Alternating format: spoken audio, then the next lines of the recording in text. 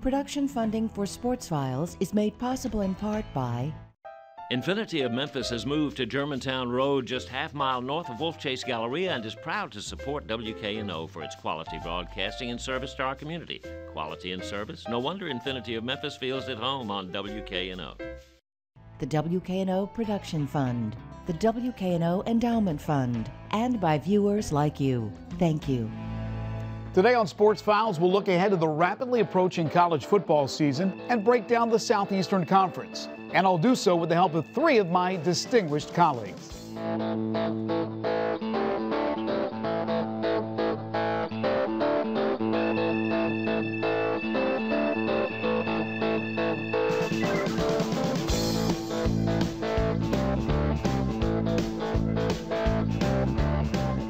A week from tonight, the college football season will kick off with several games around the nation, including 3 teams ranked in the preseason AP Top 25 poll. In addition, South Carolina of the SEC will take on neighbor North Carolina from the ACC in a border war clash.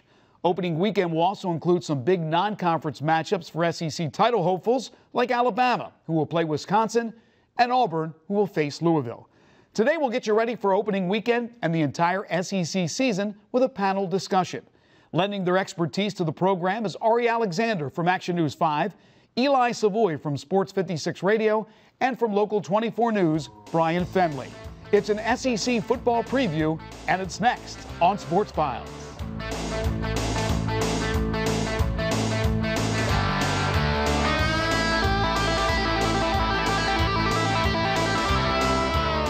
Guys, great to have you with us. Great to be talking college football again. It's right here on the doorstep. Preseason AP poll came out earlier this week. 8 teams from the SEC in the top 25. If you stretch it out to the top 27, 10 teams of the 14 from the SEC. None of them got a first-place vote. Seems like that indicates parity. Is that a good thing or is that a bad thing? Eli, let me start with you. Well, if you're trying to talk about a team making the college football playoff, it can be a bad thing. I mean, you look at now that SEC West, and the idea of a team coming out of there undefeated or with 1 loss is going to be very difficult. And if you have 2 or 3 losses and they go on to win an SEC championship game, the conference could get shut out of the playoff. And that's the last thing they want. They want to make sure they at least get their champion into that Final Four. And Ari, why every team wants to have a good year and get to a bowl game, isn't it all about the playoff now? Yeah, that's the way that's going now with the college football playoff, and I think the issue with the SEC is going to be the parity. There's too many good teams. There's a lot of teams that are going to beat up on each other, especially in the West. I think that it's going to be no problem for the SEC just because of the history to at least get 1 team in the playoff. But I think if you ask people around the conference, they want more than 1 team in the playoff. And with the way that how tough that conference is, that's going to be really difficult. And Brian, a lot of cannibalism going on with teams knocking off each other within the conference. Again, parity is nice on the surface, but if a team or a conference like the SEC is shut out from the playoff, that's not a good thing. Especially with the SEC arguably being the most dominant conference in college football, and all the money, that revenue, and that it generates for the schools. And I mean, like Ari was saying, and Eli, there's so many of these teams that battle against each other. They wear each other out during the season. And then you've got Alabama just sneaking into the playoffs last year, not able to make the title game. The competition is so high that by the end of the season, it's hard for those guys to really stand out because of all the damage they've done to each other on the field. Last 2 seasons, final year of the BCS and the first year of the playoff, teams from the SEC did not win the national championship. Florida State followed by Ohio State. With that said, is the SEC still the best conference in football? Ari? Yeah, it is the best conference in football. You have a division where you have 5 teams that could win 10 games in any other conference, but they're not going to because they're in the SEC. You still have maybe 2 or 3 teams still that could maybe win 10 games. That's in one division. And then in the other division, Florida's starting to come back up. Tennessee's starting to come back up. Georgia's going to be good this year. Missouri has been surprisingly good. So you have 8 or 9 teams that are you would deem very good in college football sense, and that's all in one conference. Eli, Alabama plays, 9 teams that are ranked in the top 25 preseason poll. Ohio State, the number 1 team in the preseason poll, plays 1. Is that fair? It's not really fair when you look at it that way, but it's just all Ohio State can do is play the games on their schedule. And the Big Ten right now has Michigan State, who's also really good, and then you've got Wisconsin, who's also ranked, but Ohio State's in a different division. And then the rest of that conference just isn't really that good right now. And that's why the SEC is the best. I mean, you just look at the depth, one after another after another. Yeah, you might say Vanderbilt's not very good at the bottom, but even a Kentucky team, who everybody would probably say is 13th in that conference, would be able to beat, I think, many of the teams out of the Big Ten. I mean, it's so good from top to bottom. That's what makes it the best conference. I mentioned in the open, Alabama plays Wisconsin, Auburn plays Louisville, big non-conference opponents. With the fact that they play a gauntlet with their conference schedule, is it worth playing a big-time non-conference opponent, Brian, and losing that game and possibly being out of the national championship picture right off the bat? It's almost like you don't have much. When you already have the schedule you have in the conference, you don't need to prove yourself to show that you're playing the top teams in the country. So, again, it could be looked at as a mistake to have some of these teams, like you saw Virginia Tech knock off Ohio State last year, Ohio State able to rebound. But these are set up, these games early in the season, that are dangerous for these Alabamas and these Auburns, that if they're not able to focus on those games, that could hurt them towards the end of the season. Scheduling's pivotal, right? Well, and that's the thing. You really don't want to set up an opportunity to lose in the non-conference. Now, some of these made-for-TV neutral site games, I mean, it's big money, so they're willing to do that. But other than that, and I know they've put down the edict that you got to play one Power 5 conference team, but if I'm an AD or one of these coaches, I'm saying find us the worst Power 5 conference team, because I have to have 4 wins in the non-conference, because I have to assume it's going to be really difficult to go undefeated through the SEC. If I take a non-conference loss, I'm in big trouble when I'm trying to sell myself to get into the college football playoff. Other than Ohio State, again, the consensus #1 going into the season, does a 2-loss Alabama, 2-loss Auburn, does a 2-loss LSU get more props than a 1-loss fill in the blank from another Power 5 conference? Ari? I think they still do. I think there's still that lingering sentiment that the SEC is by far the best conference, and the brand of football that they play, I think, shows that those 2-loss teams, something happens, they can still get in. There's overtime games. There's all these close games with game-winning field goals that happen all the time. And if you see LSU or Alabama lose to Auburn in this big rivalry game, that's not going to matter on the scope of things if Ohio State is 11-1, or let's say Michigan State, for instance, is 11-1 with a loss to Iowa or something like that. So I think the SEC is so strong in the minds of the voters and the minds of the people that are deciding the college football playoff. You can have an extra loss in the SEC, at least based on the context of what it is. It's interesting you bring that up. Of course, before it used to be with the polls, now you have a selection committee that's going to decide the 4 playoff teams. Will they have that same feeling? I can't imagine they're going into meetings and going, well, we got to give the benefit of the doubt to the SEC because it's the SEC. So now you have human beings that are going to decide which 4 teams are in and hopefully not have a bias. So doesn't that hurt the SEC? It certainly could. And then it raises the question, is 4 teams, do they expand it to 8?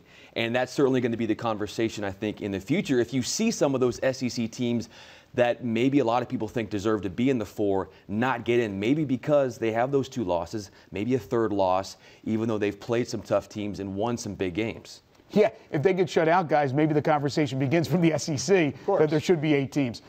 Which one team, one program this season has the most to prove? Let me start with you, Brian. In the SEC? Yes. I would say Arkansas. Arkansas is certainly a dark horse. We know what they bring to the table, but they had so many games last year where they were in it at the end and they were not able to win. And yes, they lost that running back, Jonathan Williams, to a season-ending injury. But if they still can sustain and come off that 7-6 season last year and build off that, that's going to be huge for the program. They had so many close games. Now it's their turn to try to win those this year. Ari? I'm going to go with Tennessee. I think even though a lot of the talk is about the SEC West, the SEC East the last 2 years has been dominated by Missouri.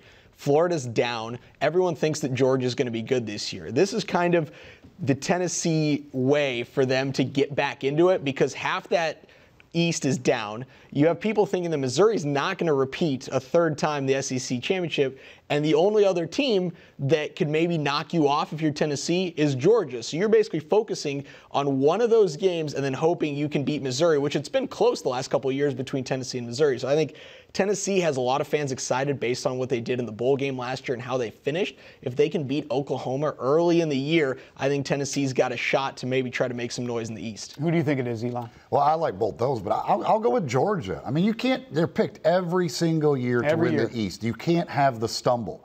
They've got last year an embarrassing performance against Florida. They've lost to South Carolina early in the year. Mark Richt at some point has to get it done, go win the SEC, get into the playoff, be a true contender for a national championship. And the opportunity's there because the West is going to beat up on itself. So you would think that you would have a chance in that SEC championship game. And the East is there for the taking. I mean, it looks like Tennessee's probably just about the only other competition you have. And they do have to go to Tennessee, but it's time for them to do it one time when they're picked to win. Taking Derek Mason out of the equation because I believe he'll be under fire with another really poor season. What one coach in the SEC is going to be under fire this year? Eli? I think Les Miles. I think the LSU is another team that, they've got a huge question mark at the quarterback position. Everybody knows LSU is always going to have talent. Those fans have high expectations each and every year. They have a 6-6, 7-5 type year. Les Miles is going to have a lot of pressure on him. What do you think, Ari? I think I like you're talking about Georgia. I think Mark Richt is finally going to be under fire. There's so many of these coaches that have almost a lifetime contract at their schools as long as you do good enough. But it's gotten to the point where every year people think Georgia is good. And this year they have one of the best running backs in the country. They have a defense. The only thing that he could really use as an excuse is that they have a new quarterback. But I think this is the year that if Georgia doesn't get it done, that people are going to start looking at Mark Richt in the hot seat. Well, the fans have it was always Mike Bobo in the offensive coordinator. He's gone now. So now at some point it has to fall on Mark Richt. Yeah, he's been lucky where he's just kind of escaping. And Mark Richt has always had a fall guy. And now Mark Richt no longer has a fall guy. Apologies to Chris Carter. So this is the year that the pressure is all on him. Very nice, Ari. Brian, what do you think? I think you might have to go with Mark Stoops as well at Kentucky. He's built something really special with the Wildcats. They have this new stadium that they're building on. They've got a good recruiting class coming in. They've been around that 5-7. They're just looking to turn things around. And the patience with the Wildcat football fan base has got to be like, is this the year we finally turn the corner and we get into a bowl? Let me ask you guys about the quarterback situation. A lot of question marks going into this season. A lot of teams still haven't decided who their starting quarterback is. When you have programs, most of these programs, they just rebuild every year. They just add more 5-stars and 4-star players. Why are there so many problems with the quarterback position in the SEC? Ari, do you have a thought on that? I think it's a combination of the type of players the schools recruit. A lot of the schools in the SEC like to recruit guys who are athletes, who are not necessarily pure passers. And then on the other half of those schools, they recruit the opposite. They get those pure passers. But some of those guys have trouble learning the playbook or something like that. But then you bring it back to the athletes. Those guys just simply, a lot of them cannot throw. If you look at the Ole Miss quarterback competition, you have Devontae Kincaid, who's a great runner. We watched him in the spring game. Devontae Kincaid cannot throw the ball past 20 yards. That's the type of guys that are all over the SEC. You're looking for your best athlete. It's almost like high school. You're putting your best athlete at quarterback. But when you get into some of these SEC defenses, the secondaries especially, are so good. You have to have a guy who can throw the ball down the field and stretch the defense out, and there are a lot of these schools that are not recruiting those type of guys. All right, what one single player is the most important to his team? Eli? Boy, that's a good question. I would say Nick Chubb. I mean, he is that good, I think. We saw what he was able to do last year when Todd Gurley got hurt. And again, with the expectations at Georgia, they're going to need a huge year out of him. I would say Chubb. Brian? I say Josh Dobbs with Tennessee, and what they're building at that program in Tennessee. He has to have a great season. You saw what he's able to do when he gets the reps and he gets in there for games. And he's got a lot more guys around him that they can use as weapons for him. So if he has a good season, he stays healthy, that's going to be really huge for this Tennessee team and how good they can be, because the expectations around Rocky Top have not been this big in years. All right. LSU QB1, whoever wins that competition. I think LSU has a great defense. LSU has Leonard Fournette in the running game. They have young receivers that are great. Problem is, they don't know who their quarterback is. I think Ole Miss is kind of in that same category. So whoever's QB1 at LSU, if he can get it done, I think they're going to be in the conversation. I mean, the answer probably to that should be Dak Prescott. I mean, he's the best player in the conference. He's playing the most important position, and he's the one returning thing that we know about Mississippi State. But what is the expectations for Mississippi State, I guess, could be the question. That's right. If they go far, he's going to get the accolades, and he deserves those accolades. All right, I asked you earlier about what one team has the most to prove. What team do you think will be the most improved? Different question, Brian. You know, if we look at it, I have to say Arkansas, despite the fact the running back, one of them is out, Jonathan Williams, for the season. You've got Alex Collins that can step in. You've got a senior quarterback in Brandon Allen, 3 years as a starter. And then you've got the recruiting, and then Coach Brett Bielema talking about the development of his wide receivers, and the offensive line is one of the biggest in college football. So this is a team that has the ability to go very far this year. Ari? I'm going to also go with Arkansas. The thing is with the SEC, though, most improved does not mean the most wins. I think they're going to be good this year, but it's going to be tough for them in that SEC West. Eli? Yeah, I mean, Arkansas would seem to be obvious by the way they ended last year. I also think Texas A&M could be one of those teams that could sneak up on some people and be improved this year. All right, taking Nick Saban out of the equation, he may not even be your choice, but I'm going to go ahead and take him out just in case you all say Nick Saban for the answer. You get to pick one of these head coaches in the SEC to coach your team for the next 5 years. Which coach do you pick? Ari? I'm going to go with Gus Malzahn. I think he's an offensive genius, and I think he does a decent enough job on the recruiting scale that you're going to get the talent into your school. So I'm going to go with Malzahn. Eli? I like Malzahn, but I'll just to be different, I'd go Kevin Sumlin. I just think Kevin Sumlin is a great head coach, and what he does with quarterbacks, his record is proven, and I think Kevin Sumlin's a heck of a head coach. By the way, follow-up, is he the most likely right now out of these coaches to be heading to the NFL?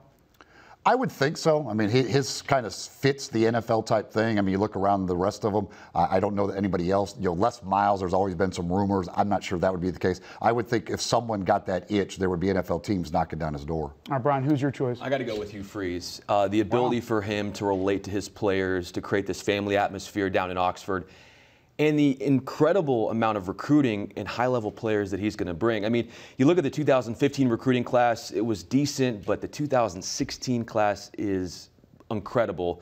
And, you know, what he's able to do with that team and that program, building it up over the years.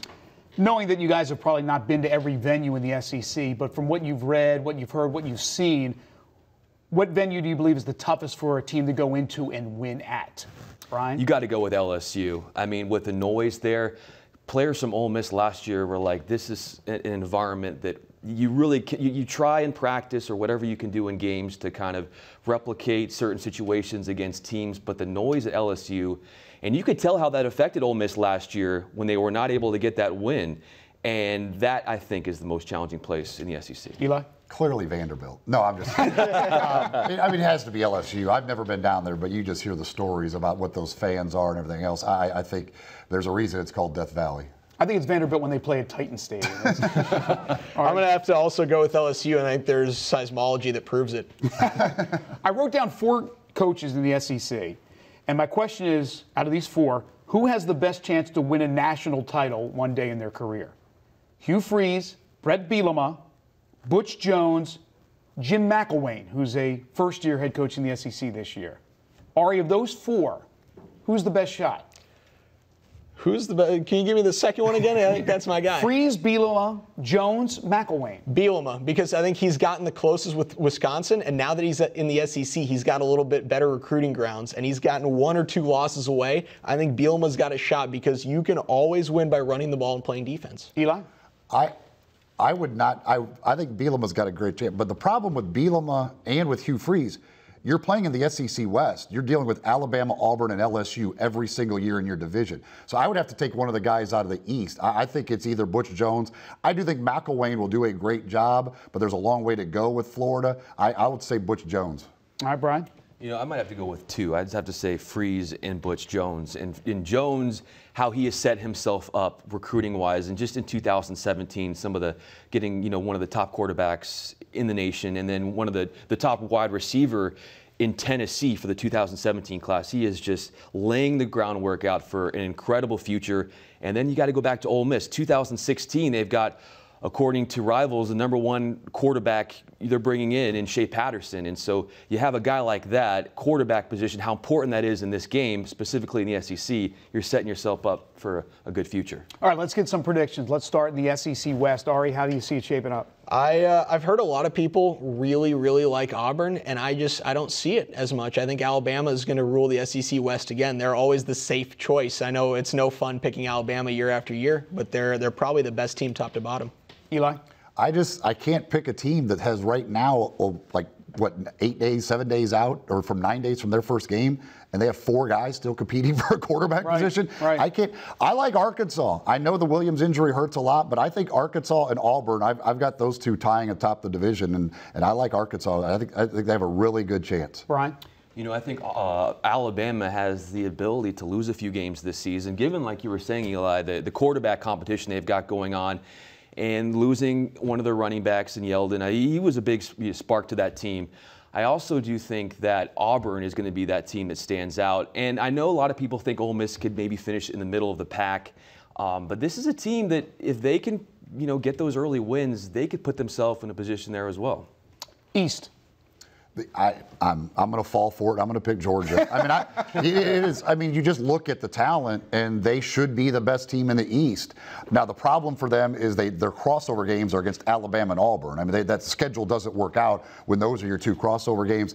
But they should just be the best team in the East. So I'm going to pick them and then watch them stumble somewhere and disappoint again. You know what's going to happen, Ari? I think I'm going to say Georgia as well, but now that we've both said Georgia, they're going to lose. But we'll also watch out for Missouri. Every year is supposed to be the year that Missouri's not going to be good, and they keep being good. You have a vested interest? A little bit. Alma mater. Brian? And, you know, Missouri has a pretty good quarterback, and he has a lot of experience, and that's why Missouri could be that team that, again, proves so many people wrong, even though if you're Ari, it's not really proving anything wrong. Because if they go to 3 straight SEC title games, that's incredible. Like, when they came into the SEC, nobody pictured Missouri doing that. They thought they could be good in basketball, could be competitive in basketball. If they play for 3 straight SEC titles, that Gary Pinkel, that they should build the statue immediately. We know how important a quarterback is, maybe the most important position in all of sports, yet the teams that have the veteran quarterbacks were poo-pooing. Mississippi State, Missouri, even to some regards, Texas A&M, Arkansas, and then we look at all the teams that were picking: Alabama, question mark; LSU, question mark; Georgia, question mark. It's amazing. I mean, the quarterback position, you would think when you have an established quarterback there, even with some question marks around you, that you'd be high up there as far as people picking you. Heisman contender running backs on all of those teams that you mentioned, though. More important than the quarterback, in your opinion? I think in the SEC, yeah, the way those defenses are set up, there's such good secondaries that if you can just pound the ball, and especially last year, you look at the team that won the national title. Ezekiel Elliott was the biggest part of Ohio State running through all those teams. Nick Chubb saved Georgia. Leonard Fournette, towards the end of the year, saved LSU's season. I think the running backs are going to be big in those teams. All right, who's on the podium accepting the championship trophy in Atlanta when it's all said and done? Brian? I'm going to go with Auburn. I think that is the team to beat and what Gus Malzahn has been able to accomplish. I don't think Alabama has it this year. And like so many people, they think that's the top pick, but the quarterback situation, some of the losses that they got to the NFL draft and graduation, I think takes Alabama out of that conversation. And of course, a Memphis kid at running back, Javon Robinson for Auburn. Ari? Again, my choice isn't the most fun pick, but I think Ohio State's going to have a shot to repeat. No, in the SEC. In the SEC. Sorry, I thought you meant in the SEC championship, Alabama. Alabama. Okay. I'm going to go with Arkansas. So we got Auburn, Arkansas, Georgia. Alabama. That's amazing. We got 3 guys up here and 3 different picks, all from the Western Division to win it all. All right, now we'll get to that Ohio State question. We'll wrap things up with the national playoff picture. Give me your 4 that's in the playoff, and then give me your national champion. And Brian, let me start with you. All right, you got to put Ohio State. I think TCU is incredible. I mean, especially how they ended last season. You've got to put them in there with the return of their quarterback and everything like that. Who else? You know, you have to throw in another SEC team. Maybe you have 2 SEC teams. Maybe you have Auburn, Ohio State, TCU, and maybe an Ole Miss. I'm just saying. Okay, so you're thinking 2 SEC. Who's your champion? I think you got to go with TCU. Okay. Eli? Ohio State, TCU, Arkansas, because I got them winning the SEC, USC, and I think Ohio State, TCU would be a great game, but it's hard to pick against Ohio State. So Ohio State to win it. Urban Meyer knows a thing or two about winning championships. He's pretty good. I know what your pick is, Ohio State, but who's your 4? I got Alabama, Ohio State, Oregon, because USC's coach can't keep his mouth shut, and TCU are my 4. So TCU, Ohio State, Alabama, Oregon. I think Ohio State wins it. All right, less than a minute. I'll give you a bonus question. I wasn't planning on this one, but the Heisman Trophy. I know it's so early in the ball game here. Eli, who do you think? Trevon Boykin. TCU, I think TCU goes undefeated. He's going to be the guy. I think Trevon Boykin has a huge year, and he's the Heisman winner. Ezekiel Elliott from Ohio State. He finished the year so strong against some of the best defenses in the country. So Elliott from Ohio State. Brian? I'm going with Trevon Boykin as well. Just watching the Peach Bowl and how he just terrorized the Ole Miss secondary with his passing game and what they were able to do in Atlanta last year during the Peach Bowl. he's got to be the guy. Hey, football's here, boys. That's right. It's an exciting time. Good stuff. Ari, good to have you back on the program. Thank you. Eli as well. Thank you. And for the first time, Brian, great job. Thank you so much for having me. We appreciate it. Thanks for being here, guys. Hey, before we say goodnight, a very important programming note to pass your way. Sports Files is moving to the weekends. That's right. Starting next week, our show will now air on Saturday at 4:30 p.m. and again on Sunday morning at 9 a.m. That's each and every week. Of course, you can also see any of our shows by simply going to our website at WKNO.org, as well as on YouTube. Plenty of different ways to catch the program in case you miss it the first time around. And that'll do it for now. Have a great week, enjoy the football, and we'll see you next time.